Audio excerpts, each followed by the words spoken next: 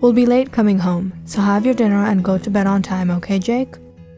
Yeah, Mom. I'm not a kid anymore. I'm 16. You guys explain the same thing every time. It literally rings in my head," Jake said as he closed the door. He rushed to the window and watched his parents go out on their date night. Perfect. Jake had the house all to himself until late into the night. It was time to party.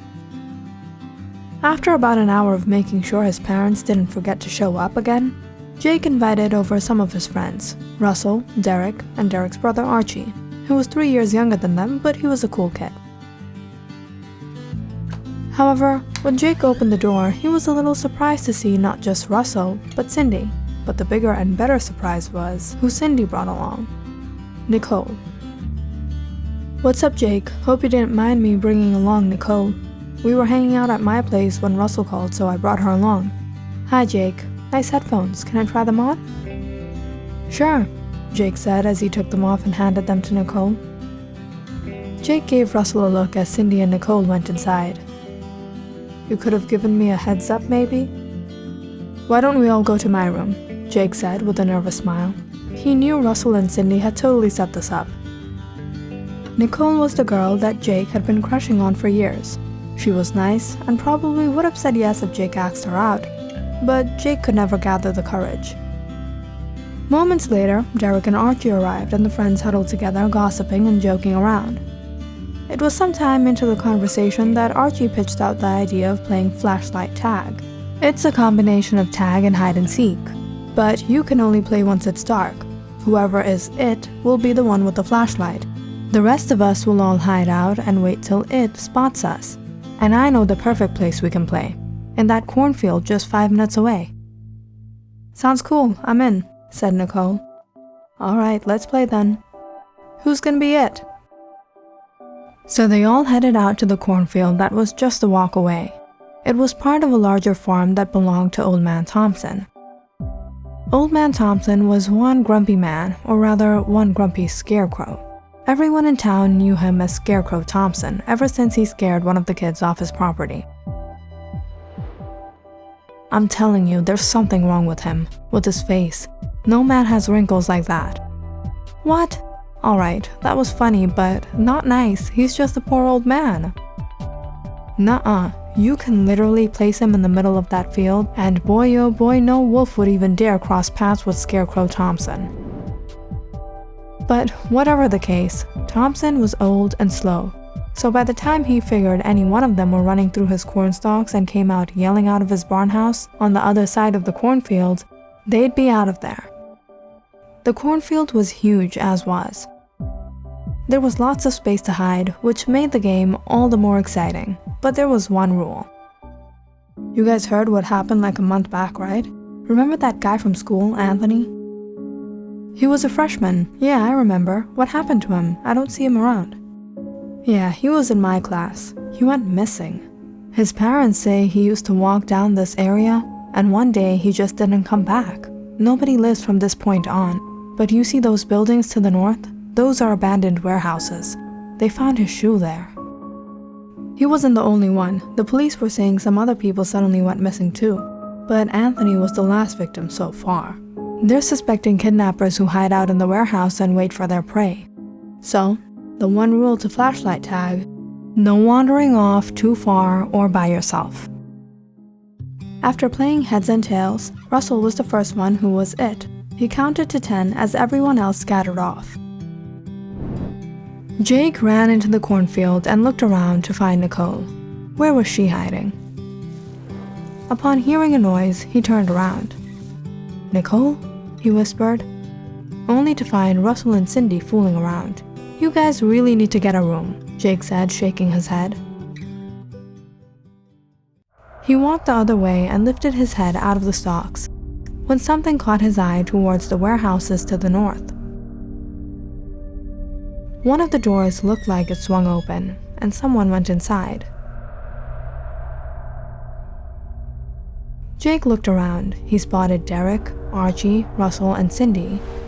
But where was Nicole? Had she gone to check the place out? Jake curiously headed towards the warehouse. Navigating through the stalks was pretty hard in the dark. A distance into walking, Jake started to hear a strange thud. As he stepped closer, it suddenly changed to a scraping noise. "Nicole, is that you?" Suddenly, he faintly saw a figure up ahead, but couldn't make out who it was. As his eyes adjusted to the darkness, he saw a flicker of light. Nicole's dress hovering around her ankles. That light had been the reflection of her earrings. "Nicole, we should be going back, don't you think?" But Nicole didn't reply. She just stood there, her hair waving with the wind, her eyes staring at him without blinking. She looked beautiful as always, but something about her was odd. Jake was about to approach Nicole when suddenly he heard Russell scream out. Jake turned around just for a second to see who was it. It was Derek, but when he turned to grab Nicole, she wasn't there anymore. "Nicole?" Jake started to get a strange feeling. He looked around in all directions, searching for Nicole, until he heard everyone calling out his name. He ran back confused. "Did Nicole come back?" "No, we thought she was with you." "Well, I just now saw her towards the warehouses, but then it was like she suddenly disappeared." "What? Now look who's talking. You two went out to the warehouse together?" "We didn't go together. I thought I saw someone was there and I went after." The friends waited a while before they all got their phones and turned on their lights. "Nicole, are you there?" It was eerily silent. After about half an hour, everyone started to panic. "You think there's really someone else out there? I'm not in this anymore, I warned you guys." "I'm going out there. I'm going to check the place out." "No, Jake, let's call the police. What if there is some kidnapper?" "Exactly. What if Nicole is in trouble?" Jake said before he hurried off. "I'm calling the police. It's getting really late. Where could she go?" Derek and Archie had to get going, but Russell and Cindy decided to stay till help arrived. Cindy waited by the boundary with her flashlight, while Jake and Russell went back into the cornfield and headed towards the warehouse. They split up shouting Nicole's name. Jake followed the path he took earlier, where he had seen Nicole last. As he reached further out, he was thrown off when he heard a low chuckle. It wasn't a girl's voice. "Russell, is that you? Dude, it's not time to joke around, stop," he said nervously. Out of the darkness, he could just barely make out the face of a young man, but something wasn't right.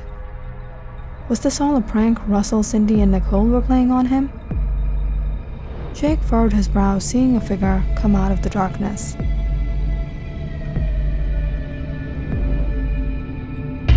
He was stunned to see a face he recognized, but it wasn't Russell.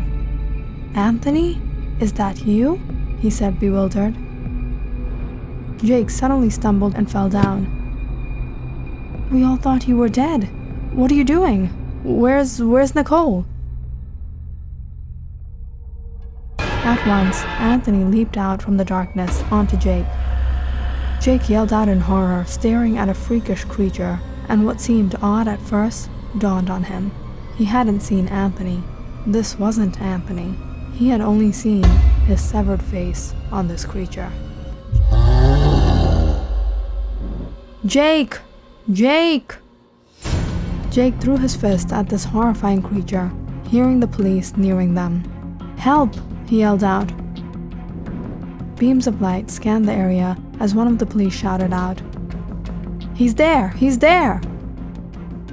Just then, hearing their voices, the creature scampered off of Jake, leaving him overawed in the horror that he just experienced. What was that thing? The police found Jake with Russell's help, and they returned back out of the property. "There's something out there, officer. It's not a person, it's some beast. I saw it with my own eyes." Jake told the police what he saw, how he saw Anthony's gruesome face on that beast, but no one believed him. Russell and Cindy were unnerved, but they too didn't know what to believe. "I didn't see anything, but I thought I heard something growling in there." The police spoke to Old Man Thompson about the situation. "Creatures? Where are creatures going to come from on my farm? I've always been telling these kids to stay off of my property. They never listen." The property was searched, but not only was Nicole nowhere to be seen, a single clue couldn't be found. The teenagers were taken into custody. Russell and Cindy were allowed to go home after the police questioned them, and Jake was allowed to go home after his parents returned. When they got home, Jake had to bear through hours of questioning and lecture before he was sent to his room. Jake was devastated. He didn't care about the trouble he had to face. The only thing that ran in his mind was the last time he had seen Nicole. He had sensed something off about her. Her eyes didn't blink. There was no expression on her face. The way her hair moved in the wind, the way her hands just dangled to the sides as if she was being held up. Was it only her lifeless body, there to lure him? Jake would never know what happened to her, but he had no doubt that something horrible did occur that night. Sometimes, Jake walked down the road by Old Man Thompson's property and hoped that he'd find something. The doors to the warehouse eerily swung open and closed in the wind every now and then. Had Nicole curiously gone out that night seeing the same?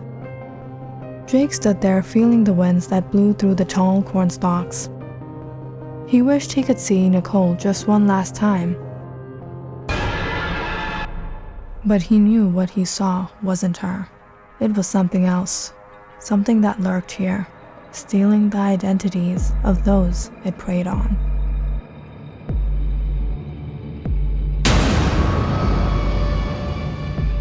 That's what they get for coming onto my property.